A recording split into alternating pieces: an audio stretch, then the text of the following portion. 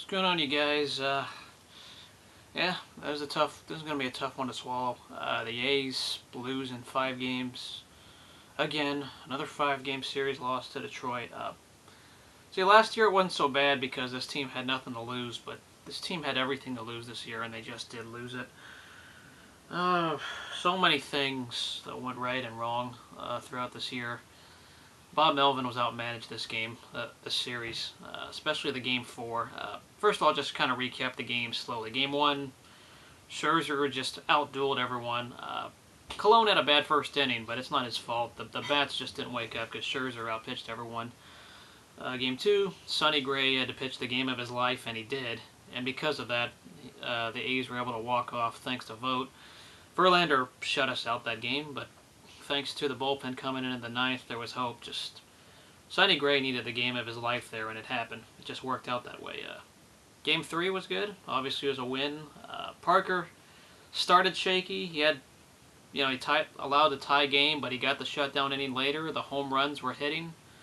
Yeah, they were able to hit off Ivanhoe Sanchez, but Game 4 is the one we're going to be looking at the most.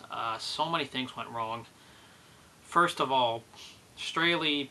We had no choice. I get it. We had to start Straley. That was a decision wasn't looking forward to, but it happened. And he allows a 3-run bomb when we're up 3-0, and he gets the worst type of a shutdown inning scenario, allowing that 3-run jack. It's when you want to throw up on to Peralta.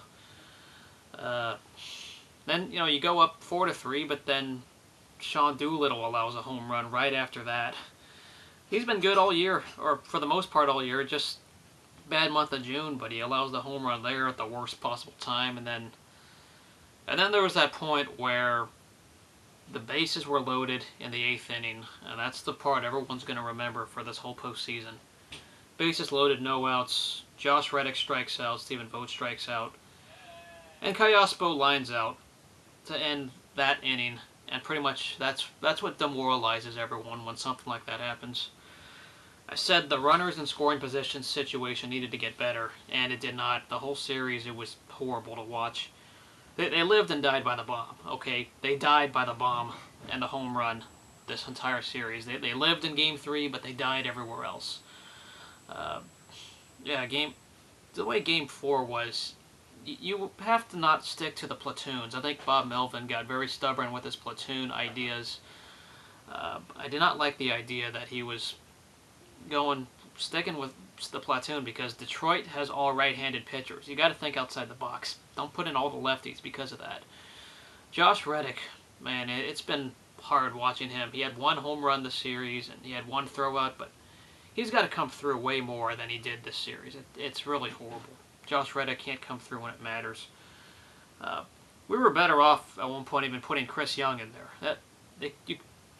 Some people just remained on the bench because they were right-handed, and because Detroit has all right-handed pitchers, they stayed on the bench. Johnny Gomes was like that last year. This year it's Chris Young. I mean, you might as well put him in. You got nothing to lose, and they didn't pinch hit at all. They don't pinch hit any odd positions. Like, if Stephen Vogt is up, they're not going to put an outfielder in and just pinch hit and try to change up the lineup there.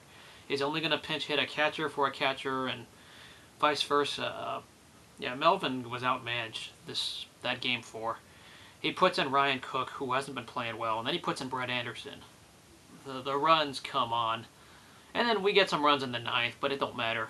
It was one of those meaningless hits that Benoit got relaxed. It didn't matter. That Game 4 is going to hurt for a while. The fact they couldn't score with runners in scoring position. You're up by 3-0, you blow it. Then you're up 4-3, you blow it. Then you have a chance later, and you still blow it. Reminds me of how we lost to the Red Sox when Keith Falk blew it in the bottom of the 8th inning in 03. Or when Billy Koch even blew it in that one 9th inning against the Twins in Game 5 of 02.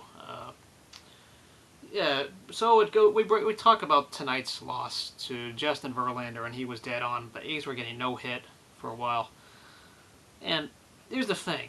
He's not invincible. I know what he's done, and I know his name. He's not even having a great year this year, but he turns it on against the A's, and it shows that this A's lineup just lived and died by the home run. They can't make the hits when they matter most in the playoffs. It's just too many nerves, too many things going on, and unfortunately, that's just how it works. Uh, yeah, I'm not mad. Sonny Gray did. That was the right decision to put him in. There's no reason to be angry over that. But yeah, this one's gonna hurt. It's gonna hurt for some time until next year. I mean, I don't know if there is a next year. You can't just take your trips to the playoffs like they're for granted. The hitting was just not good in crunch time. I thought our pitching played well for the most part, minus Game 4. Pitching was good, but the hitting was dead, like it has been every postseason, from Miguel Tejada not coming through, Eric Chavez not coming through, even Jason Giambi not coming through in 2000, 2001. Yeah, nothing came through.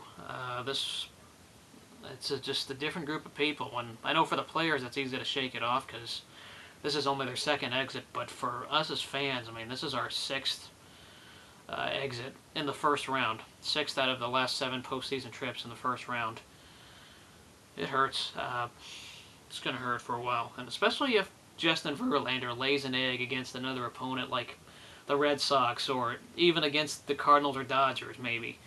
Because the thing that's a kick in the groin is how Pablo Sandoval hits 3 home runs off of him in Game 1. And it comes to show you, like, what could have been. But no, the Saints lineup is scared of him. And that's just how it ends. I mean, no hitting at all until later. And by the time that came, it's a little too late. I still thought Melvin left Sonny Gray in way too long. I mean, that was another managing mistake, but it doesn't matter much. The batting was bad. Nothing came through. They didn't even pinch hit guys at the right time. I'm not asking for Melvin's head, but there are some faults for him. He was outmanaged by Leyland at times, and Melvin, for the most part, has made good decisions, but this time it comes back to bite.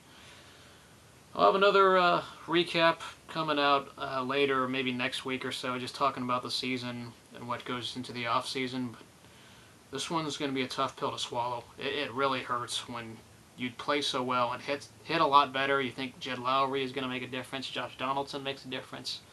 Lowry had a good Game 4, but Donaldson didn't do anything when it mattered.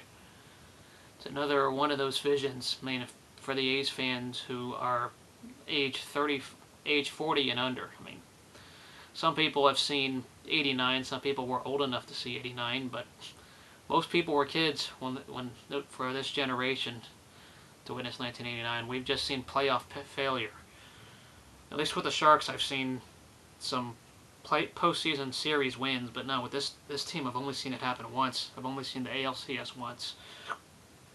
And yeah, this hurts, man. I've grown up with this team much longer than the Raiders. Much longer than the Raiders. I've watched baseball for a lot longer, and it is what it is. I mean, I know that's very cliche, but we got to move on, and we'll see what happens. I mean, I don't know if this team comes back. You can't take them for granted. You know, the Washington Nationals were expected to be a contender this year, and they didn't come anywhere close to the playoffs. So I don't know about the whole window thing. It always feels like it'll close. I don't know about optimism. Sure, Cespedes, the only positive of this series was Cespedes was the only guy hitting. And there was some good from Sonny Gray and a few pitchers, but the hitting as a whole was a mess. It was hard to watch. So, that being said, it's a close to this A's season. It's a disappointment, and it's a pain and failure. Just another Game 5 loss. It hurts.